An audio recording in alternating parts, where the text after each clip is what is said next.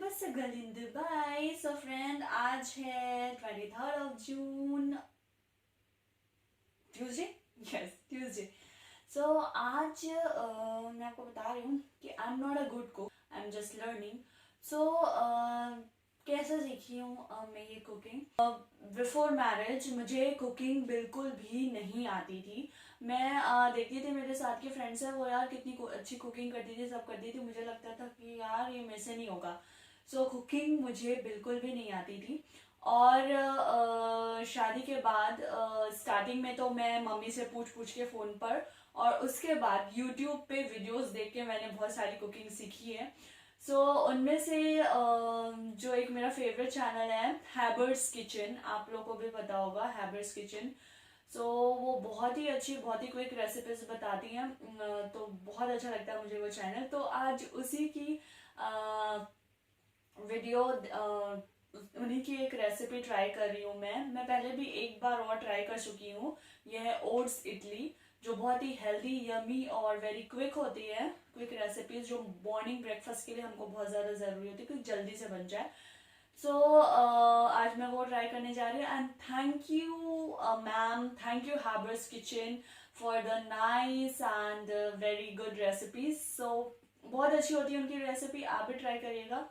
और मुझे तो बहुत ज़्यादा पसंद है। मैं जब भी ऐसा लगता है कि यार कुछ नया बनाना है, तो मैं फटाफट से जाके उनके वीडियोस देखती हूँ और फिर बनाती हूँ रेसिपी। सो चलिए फिर अपना ओट्स इडली बनाना स्टार्ट करते हैं। और once again thank you Hebbar's kitchen. पहले मैंने ले लिया है एक पैन और उसमें मैं ले लूँगी 1 कप ओट्स। इसे हमें ड्राई रोस्ट करना है, बहुत ज़्यादा जलाना नहीं है। बट जब तक कि ये थोड़ा सा एरोमेटिक हो जाए, अच्छी से स्मेल आने लगे, और तब तक हमें इसे थोड़ा सा ड्राई रोस्ट कर लेना है। अब ये मेरे ओट्स ड्राई रोस्ट हो गए हैं, एरोमेटिक हो गया है ये। तो अब मैं इसे एक मिक्सर ग्राइंडर के जार में शिफ्ट कर लूँगी और हमें इसे ग्राइंड कर लेना है। ये मेरे ओट्स हो गए हैं ग्राइंड। अब मैं सेम पैन में थोड़ा सा ऑयल ले लूँगी। अब ऐड करूँगी सरसों, जीरा, उड़द दाल, चना दाल, गाजर। अब गाजर डालने के बाद हम इसमें थोड़ा सा सॉल्ट डाल के इसको अच्छे से, बहुत ज़्यादा नहीं, थोड़ी देर के लिए 1 मिनट के लिए कुक कर लेंगे। अब गाजर कुक हो गए हैं। अब मैं इसमें 1 कप सेमोलिना, जो सूजी, वो डाल। अब हम इसको थोड़ी देर एरोमेटिक होने तक ड्राई रोस्ट करेंगे। बहुत ज़्यादा हमें इसे ब्राउन नहीं करना है। थोड़ा एरोमेटिक हो जाए उसके बाद हमें ये बंद कर देना है। ये हमारी सूजी हो गई है। मैंने इसमें टू थिंग्स स्किप की है, एक करी लीव्स और दूसरा जिंजर। आप चाहें तो वो भी ऐड कर सकते हैं, बट मैंने स्किप किया। ग्रीन चिली, अगर वो डालना चाहते हैं तो वो भी आप ऐड कर सकते हैं। अब एक बोल में मैंने ओट्स ऑलरेडी ले लिए हैं और उसमें मैंने जो मिक्सचर बनाया था उसे मैं ऐड कर लूँगी। अब मैं इसमें 1.5 कप कर्ड ऐड कर दूँगी। और हमें धीरे धीरे पानी ऐड करते हुए और थोड़ा सा according to taste salt add करके इसका इडली की कंसिस्टेंसी वाला बैटर रेडी कर लेना है। मेरा ये बैटर को मैंने रेस्ट करने के लिए रखा था, इसने 20 मिनट रेस्ट किया। अब इसमें मैं ऐड कर रही हूँ इनो, 1/2 स्पून। अब इनो को बैटर में अच्छे से मिक्स कर लेंगे। ये मैंने इडली का साँचा, जो मोल्ड होता है, ये ऑलरेडी ग्रीस करके रखा है। उसमें एक कैशू रख लिया है और इसके बाद हम इसमें अपना बैटर जो है पोर कर लेंगे। अब हम इसे स्टीमर में डाल के 10 मिनट्स के लिए कुक होने के लिए रख देंगे। तो फ्रेंड्स, रेडी है मेरी ओट्स इडली। देखिए कितनी ज़्यादा परफेक्ट बनी है। Thank you Hebbar's kitchen.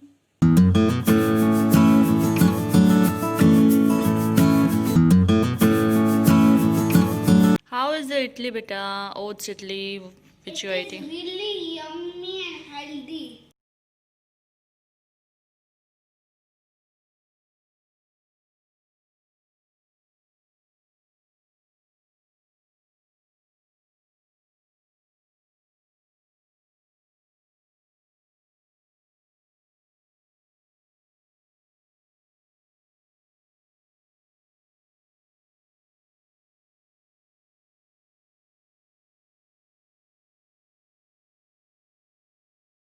अभी फ्रेंड्स 1 बज रहे हैं और मैं ब्रेकफास्ट के बाद और भी मेरे जो थोड़े बहुत काम थे वो करके कुकिंग आज मैंने कुछ नहीं किया, सिर्फ दाल बनाई है क्योंकि मेरे हस्बैंड सडनली बोले कि मुझे ऑफिस जाना है। तो तब तक मेरी सब्जी भी नहीं बनी थी, तो वो बोले कि मैं कुछ भी ऐसे खा के चले जाऊँगा। सो फिर मैंने सिर्फ दाल ही बना दी। अब मैं देखूँगी नाइट में क्या बनाना है। सो वैसे ही बैठे बैठे सोची थी कि आज रथ यात्रा है। रथ यात्रा जो उड़ीसा में सबसे ज़्यादा पॉपुलर है, बट और भी जगह ये मनाया जाता है, बिहार, झारखंड, वेस्ट बंगाल एंड बहुत सारे स्टेट में ये सेलिब्रेट किया जाता है। और हमारे छत्तीसगढ़ में भी रथ यात्रा सेलिब्रेट किया जाता है, जहाँ से मैं हूँ। मेरे होम टाउन से यानी कि मेरे हस्बैंड के होम टाउन के पास में जो सिटी है जगदलपुर, वहाँ पर सेलिब्रेट किया जाता है। वैसे मैंने कभी देखा नहीं है, बट याद आ रही थी, इसे गोंचा भी कहते हैं हमारी तरफ बस्तर में। सो बड़ा मज़ा आता था। वो गोंचा होता था, वो पता नहीं होता था, उसकी इमेज मिलेगी तो मैं दिखाऊंगी। वो तुक्की, उसमें छोटे छोटे ग्रीन ग्रीन कलर के जो फ्रूट से होते हैं उनको मार के बच्चे खेलते थे। बहुत मज़ा आता है वो खेलने में। तो जो रथ यात्रा है वो उड़ीसा का सबसे मेन फेस्टिवल है। और आज के दिन वहाँ पे लाखों लोग इकट्ठे होते हैं वो रथ यात्रा, जब रथ खींची जाती है वो करने के लिए। तो इसके पीछे ना बहुत सारी स्टोरी है। बचपन से ही मतलब बहुत फैसिनेटिंग लगता था कि यार कितनी मस्त स्टोरीज़ हैं। सो उसमें एक स्टोरी ये है कि जो भगवान होते हैं, भगवान जगन्नाथ, जो विष्णु का अवतार हैं, जगन्नाथ, विष्णु का बोलो या कृष्णा का बोलो, जगन्नाथ, बलराम और सुभद्रा, ये तीनों भाई बहन अपनी मासी के घर जाते हैं। तो टेम्पल से होता है कि टेम्पल से निकलकर वो रथ में बैठकर 10 दिन के लिए अपनी मासी के यहाँ जाते हैं और उसके बाद वापस आते हैं। एक ये स्टोरी हमने बचपन में सुनी थी। और एक स्टोरी थी कि भगवान जो होते हैं, जो अपने टेम्पल से निकलते हैं, उसके बाद उनको जो स्नान कराया जाता है, उनको नहलाया जाता है, तो वो बीमार हो जाते हैं क्योंकि उनको बहुत सारे कितने कलश, वो तो मुझे ठीक से याद नहीं है। सो उसका पानी से वो बीमार हो जाते हैं, उनको फीवर आ जाता है। तो फिर उनको 10 दिन के लिए वो रेस्ट करते हैं। तो बड़ा मज़ा आता है, ये सब स्टोरी सुन के बहुत अच्छा लगता है मुझे। और एक स्टोरी थी कि उनकी जो सिस्टर है सुभद्रा, वो अपने मायके आती हैं और भाइयों से कहती हैं कि मुझे घूमना है, मतलब मुझे जो है कि भ्रमण करना है, सिटी में घूमना है इधर उधर। तो फिर वो लोग रथ में बैठकर घूमने के लिए जाते हैं। तो ऐसी स्टोरीज सुनने को मिलती है। तो मैंने ऐसे सर्च किया कि यार मतलब कहाँ है, कब से शुरू हुई। तो ये स्टोरी का जो हिस्ट्री है उसमें 2 टाइप्स के मैंने देखा। एक तो है कि एक राजा, जब श्री कृष्ण की मृत्यु हो जाती है, उनकी डेथ हो जाती है, तो बलराम जो हैं उनकी बॉडी को देखकर वो बहुत ज़्यादा मतलब दुखी होते हैं, सैड होते हैं, और वो उसको लेकर समुद्र में कूद जाते हैं। तो उसको देखकर सुभद्रा जो उनकी बहन है वो भी कूद जाती हैं। तो फिर उसके बाद एक उड़ीसा के नीलांचल सागर के पास रहते हैं, उनको सपने में आता है कि यहाँ पर मतलब कृष्ण भगवान की अस्थियाँ हैं या जो भी हैं, इनका मंदिर बनवाया जाए। सो फिर उनको एक, शायद एक मैंने पढ़ा था, मैंने मिक्स कर दिया दोनों को, मैंने क्या क्या पढ़ा था। सो फिर एक लकड़ी की सडनली उनको मतलब समुद्र में से, सी में से एक बहुत लंबा जायंट सा लकड़ी दिखता है और सपने में यही आता है कि उससे मतलब उनको कृष्ण की मूर्ति बनानी है। सो मूर्ति बनाने के लिए जो कारपेंटर होता है उसके रूप में, बढ़ई के रूप में खुद विष्णु भगवान आते हैं। और विष्णु भगवान आने के बाद वो एक शर्त रखते हैं कि मैं एक शर्त पे ही मूर्ति बनाऊंगा, कि अगर आप मतलब मैं जब तक मूर्ति बना रहा हूँ कोई भी उस कमरे में एंटर नहीं करेगा, कोई भी नहीं आएगा। सो राजा सब रेडी हो जाते हैं। सो वो अभी जहाँ मंदिर है उसके पास ही, जहाँ उड़ीसा में जहाँ पे मंदिर है उसके पास ही एक घर में वो बनाना शुरू करते हैं। तो बहुत दिन हो जाते हैं, तो वो राजा जो होते हैं उनकी रानी उनसे कहती है कि यार इतने दिन हो गए वो बिना खाए पिए मतलब किस हालत में होंगे, हमें जाकर देखना चाहिए। तो वो जाकर देखते हैं, जैसे ही वो पहुंचते हैं तो वो उनको बढ़ई नहीं दिखता, वो कारपेंटर नहीं दिखता, और दूसरी जो मूर्तियां हैं वो मतलब अधूरी सी ऐसे बनी हुई दिखती है, तीनों जगन्नाथ भगवान की, बलराम भगवान की और सुभद्रा भगवान की, इनकी जो लकड़ी की मूर्ति वहाँ पे दिखती है।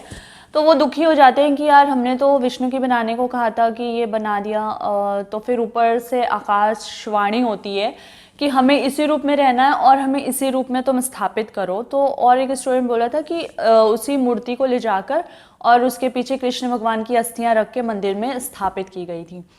तो मतलब मुझे स्टोरीज पता थी कि वो मासी के घर जाते हैं ये वो, बट ये नहीं पता था कि हिस्ट्री से इसका इतना बड़ा कनेक्शन है। तो वो मुझे पता चला, तो मैंने सोचा कि आपके साथ शेयर करूं।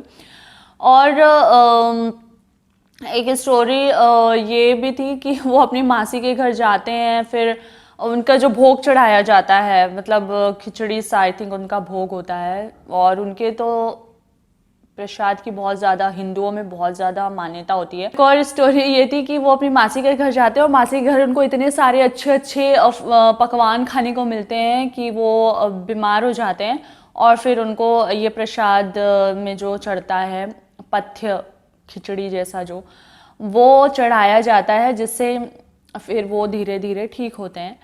तो बहुत सारी अच्छी अच्छी स्टोरी थी, मतलब मन कर रहा था आपके साथ शेयर करने का, इसलिए मैंने किया। सो अभी तो कोरोना की वजह से अलाउड नहीं होगा ये सब करना, फिर भी रथ यात्रा तो मतलब निकाली गई है। सो इस बार कोरोना की वजह से सारे फेस्टिवल ख़राब हो गए, मतलब ये साल कोई भी फेस्टिवल नहीं आने वाला ढंग से, बहुत ही बेकार लग रहा है अब, क्योंकि धीरे धीरे फेस्टिवल सीज़न स्टार्ट हो रहा है। अभी जो गणपति जी आएंगे, अभी तो जुलाई आ गया, ये रथ यात्रा हो गई, सावन आएगा, फिर गणपति जी आएंगे, फिर सारे हिंदुओं के जो फेस्टिवल शुरू हो जाएंगे। बट इस साल कुछ भी सेलिब्रेट नहीं हो पाएगा। सो बहुत ही बुरा लग रहा है, और स्पेशली जब आप इंडिया में नहीं रहते, बाहर रहते हो, तो किसी भी फेस्टिवल का कुछ भी पता नहीं चलता क्या हो रहा है क्या नहीं। सो बस ऐसे ही मैंने शेयर किया, और अब मैं अपना लंच करने जाती हूँ, बहुत तेज़ भूख लग रही है। उसके बाद ये है हमारा अमेज़ॉन बॉक्स का दिन आ गए हैं कि आपको ग्रॉसरी भी अमेज़ॉन से ऑर्डर करना पड़ रहा है, आप जाके खुद अपनी पसंद का कुछ ऐसे ला नहीं सकते। तो ये हमने कुछ ग्रॉसरी ऑर्डर की थी, और ऑगी इसको देखने के लिए, उसको देखना है कि इसके अंदर क्या है, तो मैं इसको खोल के दिखा रही हूँ। इस कोरोना ने यार ग्रॉसरी का भी वो कर दिया, बट अमेज़ॉन सही है। अमेज़ॉन में आपको घर का हर सामान, तो मैंने पोहा तक अमेज़ॉन से मंगाया है। ये मैंने ब्राउन राइस वाले पोहे एंड वाइट राइस वाले poha and Sebamed. yes Sebamed है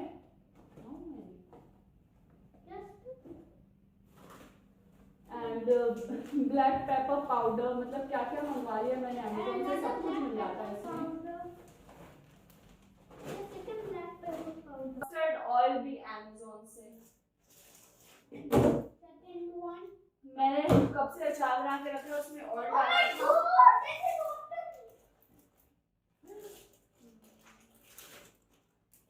मैंने अचार डाल के रखा और ऑयल डालना था, और हम जा ही नहीं पा रहे थे बाहर ऑयल लेने के लिए, तो अमेज़ॉन से ऑर्डर कर दिया। Thank you Amazon.